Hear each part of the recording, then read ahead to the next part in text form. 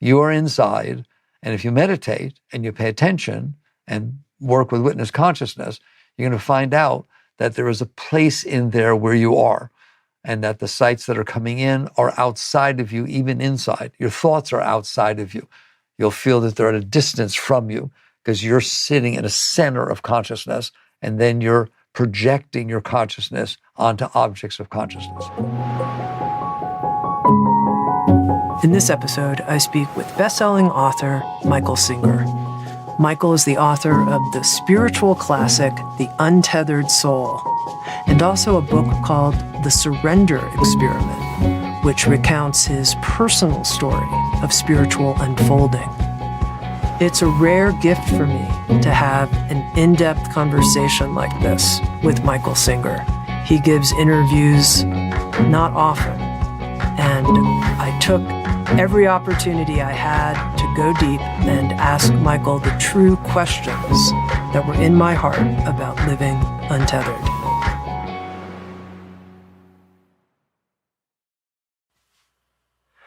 Michael, we're here to talk about your new book, Living Untethered, the sequel, if you will, to The Untethered Soul. And to start, first of all, I just want to say how grateful I feel to have this chance to be with you in this way. I know you don't give very many interviews, and this is a really special treat for me, so thank you. No, thank you for inviting me. Now, share a little what inspired the writing of Living Untethered. What welled up inside of you such that you felt it's time for another book? I generally write when I have something to say. And that's what happened, is people were asking questions, people were going deeper, and I wanted to make sure they had the teachings at the deepest possible level. And so Living Untethered came out of all that. Mm-hmm. You begin the book asking people, are you in there? Tell me about that question. Are you in there? Well, it's the beginning of all spiritual journeys. It's for a person to ask, or someone to ask someone a question, are you in there? I've never had anybody say, no, I'm not in here. That's an interesting concept to think. If they said, no, I'm not in here, well, then who's answering and who heard me?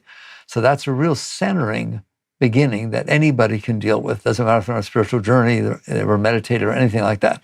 Are you in there? And they all say, yes, I'm in here. And that's the starting place.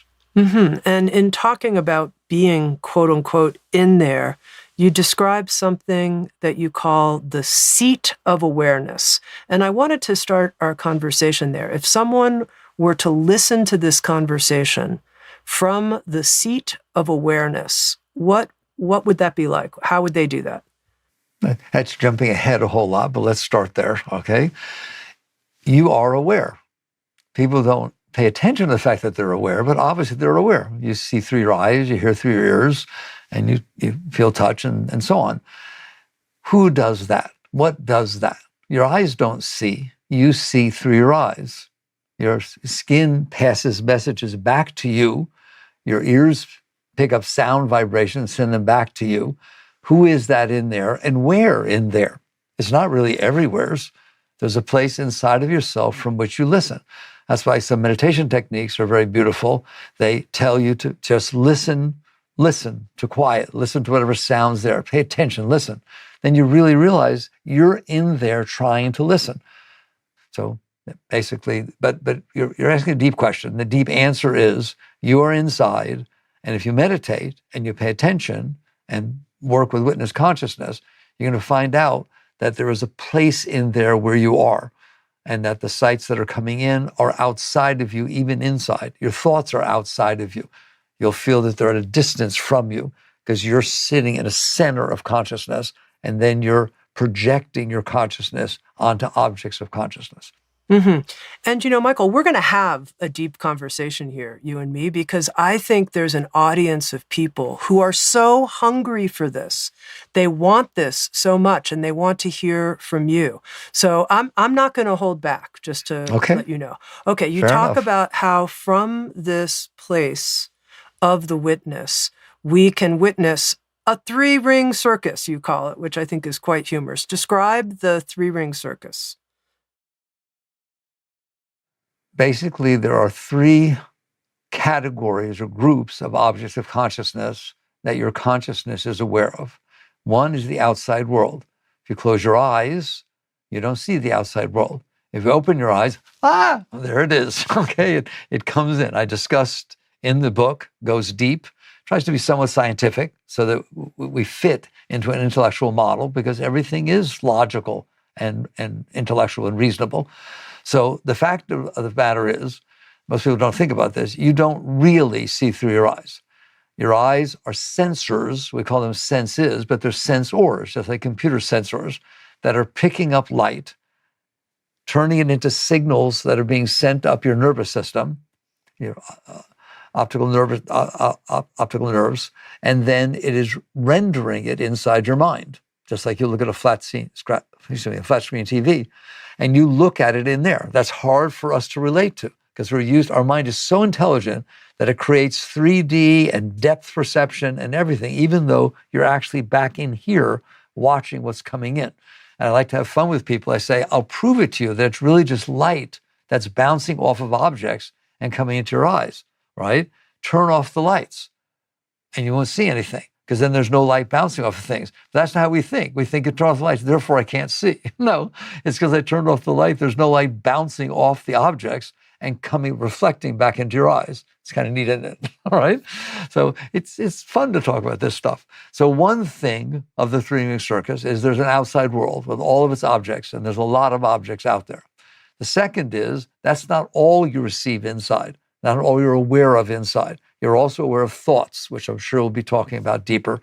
So I'll just surface level it. You're aware of thoughts that go on in there. Are you not? Right? You notice your thoughts are talking to you. You notice you can make your thoughts think different things. So the consciousness, the exact same consciousness that is aware of the outside world is aware of your thoughts. They're not separate, not categorizing it. This is the consciousness, here's my thoughts. And that's the consciousness that sees the world. You can do them both at the same time. You can be looking at something and thinking about it. And your same consciousness is seeing both. And then the third is your emotions, which are quite different than thoughts. And I'm sure we'll talk more about that. But basically, emotions are feelings, they're vibrations that come up. They're not, thoughts are thought forms. You can actually see a boat in there. You don't see words, but you can hear words. They're talking to you, that voice inside your head. Emotions aren't like that. They're just basically shifts in energy patterns, vibrations that you pick up, but they're very strong and they catch your consciousness. So those are the three things in the three-ring circus: the outside world that you're aware of, the thoughts that are inside your head, your mind, and the emotions that emanate from your heart. And the consciousness gets distracted by those things. So it's really funny that the word distraction becomes a spiritual word. People don't think of it that way. But deep spirituality deals with distractions. That's what it's all about. If you weren't distracted by your emotions, distracted by your thoughts, or distracted by the outside world, you'd be sitting in samadhi. The consciousness would be able to come back into its source, and that is very deep. The source, we can talk about that later too. The source of consciousness is not human. It's divine. It's universal.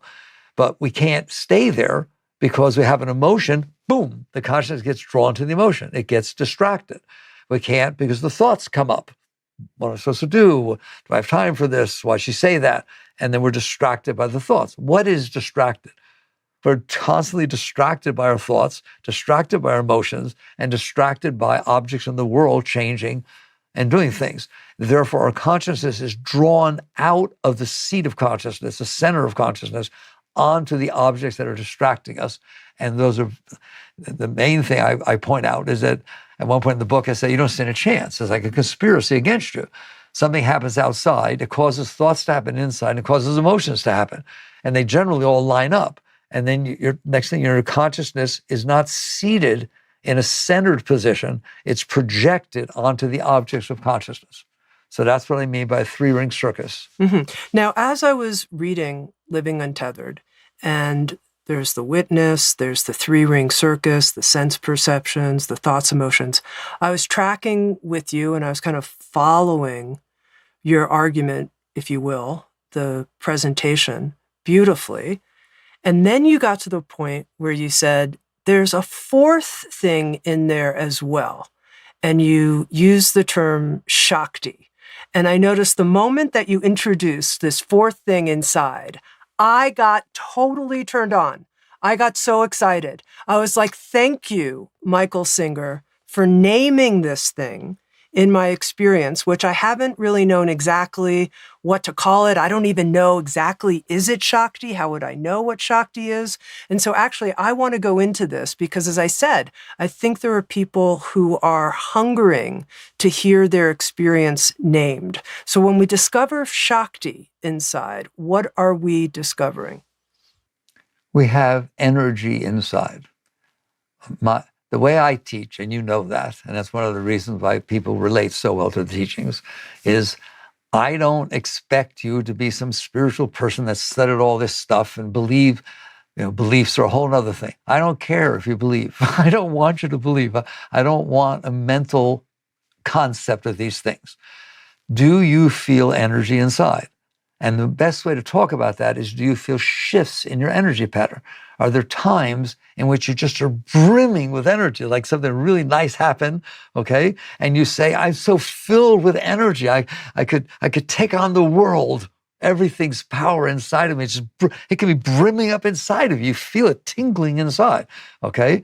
That is Shakti. That's not maybe what a deep yogi talks about Shakti, but that is Shakti. That is energy. And there are other times in which there's no energy. You feel like a wet dish rag. It just all of a sudden the energy goes down. You feel depressed and there's just no juice. So many words we use for it, okay? Juice. Is it flowing inside of you? Those shifts in your energy pattern are shifts in Shakti. They're shifts in the deepest spiritual thing that exists, but you're feeling it at a surface level. And that's where I like to start. I like at least admit everybody feels shifts in their energy patterns, right? Everybody has different times that they feel high energy and they feel low energy. We call it being up, being excited, being enthused. That's energy. And we feel it being depressed and being down and being drained. That's a lack of energy, okay? So that's where I start. And then we'll work our way back to the deeper concepts of Shakti.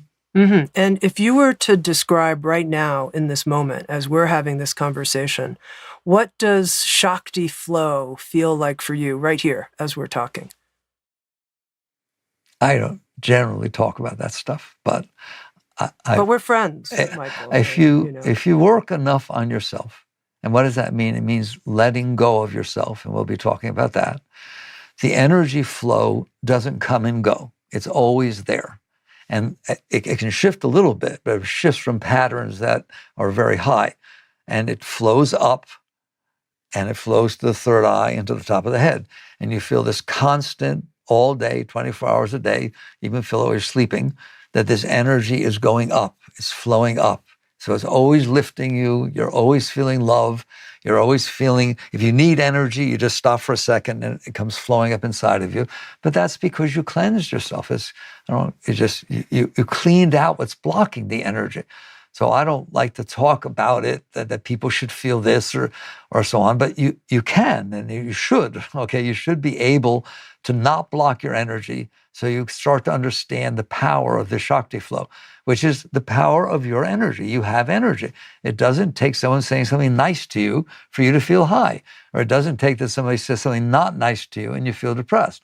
Behind that little shift in the humanness, there's a constant upward flow of energy. It's always coming out. So that's Would you think one way to define living untethered is the free flow of Shakti energy through the person? That's living untethered? Yeah. When tethered means you're blocked. You're tied down. I like to think of a hot air balloon. If you ever took a ride in a hot air balloon, right, big colorful things, you're not going anywhere while you're tethered. They even call those tethers. I like it a lot, right? The cord, the ropes that are tied, or ropes that are tying you down to the ground, and they're tied in. You're not going to go up. Put more helium in, put more hot air in. I don't care. You're not going up because you're tethered. If you cut those tethers, it just goes up automatically. You don't have to do anything. It's the nature of things that it will rise because it has helium or hot air in it. So that's what's happening to you. There's nothing wrong with your energy flow. There's nothing wrong with your Shakti. No one has more Shakti than somebody else. Mm-hmm. Everyone has infinite, but it's blocked. So the question becomes, how is it blocked? Where is it blocked? Why is it blocked? And what can I do about it? Because what everybody wants, whether they call it Shakti or spirit, whatever you want to call it, What they want is energy. Everybody wants to feel enthused. Everybody wants to be excited about what they're doing. Everyone wants to feel love. They don't want to feel depressed and down. And that means they want to feel energy. Then the whole discussion about living untethered is first understanding that is what you want. I don't care. You tell me, no, I want a new house. That's because you think it'll make you feel good. I want a new relationship. That's because you think that a new relationship will make you feel more love and make you feel higher. No matter what you tell me you want, you really don't want that. You want what you think it will give you. You want what you think the effect of that. I want to travel to Europe all over the place, and I want to visit the great wonders of the world.